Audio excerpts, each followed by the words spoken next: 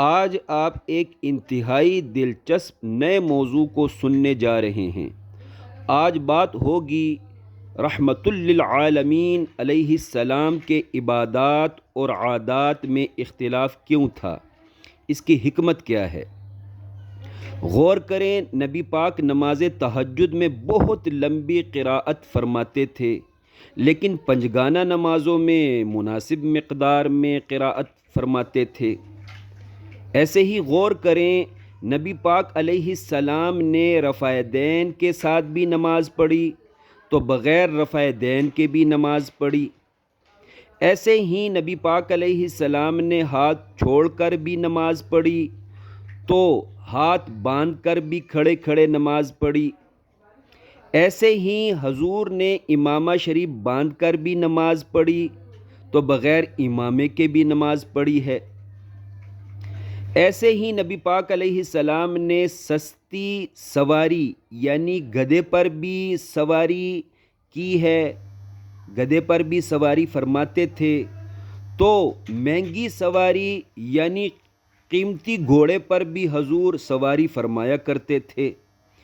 ایسے ہی حضور نے ارزان قیمت والا سستا لباس بھی پہنا ہے تو زیادہ قیمت والا قیمتی لباس بھی پہنا ہے۔ ایسے ہی نبی پاک علیہ السلام عام طور پر سادہ اور سستا کھانا کھاتے تھے، لیکن کبھی بکری کا بنا ہوا گوشت بھی تناول فرماتے، کبھی مرغ کا گوشت تناول فرماتے۔ ایسے ہی نبی پاک علیہ السلام صحابہ کرام کے ساتھ دنیاوی باتیں بھی کرتے تھے اور دینی باتیں بھی کرتے تھے۔ حضور مزاح بھی فرماتے تھے تو سنجیدہ بھی رہتے تھے۔ عزیز ساتھیوں، اس اختلاف عمل کی بہت ساری حکمتیں ہیں۔ میں صرف ایک وجہ بتانے لگا ہوں، تو سنیے۔ حضور رحمت للعالمین صلی اللہ علیہ وسلم نے یوں مختلف انداز اس لیے اپنائے تھے،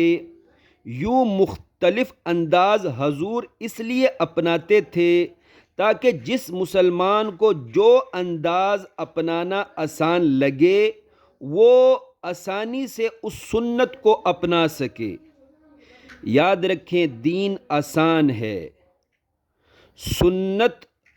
سنت رسول نہیں تھکاتی، ہاں بدعت لوگوں کو تھکا دیتی ہے۔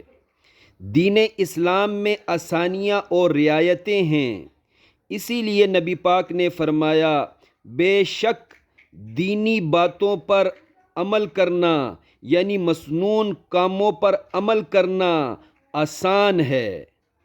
جو شخص دینی کاموں کو اختیار کرنے میں اپنے اوپر سختی کرے گا تو وہ تھک کر ہار جائے گا۔ اس لیے حضور نے فرمایا، اپنے عمل میں پختگی اختیار کرو یعنی میری سنت والا راستہ اختیار کرو۔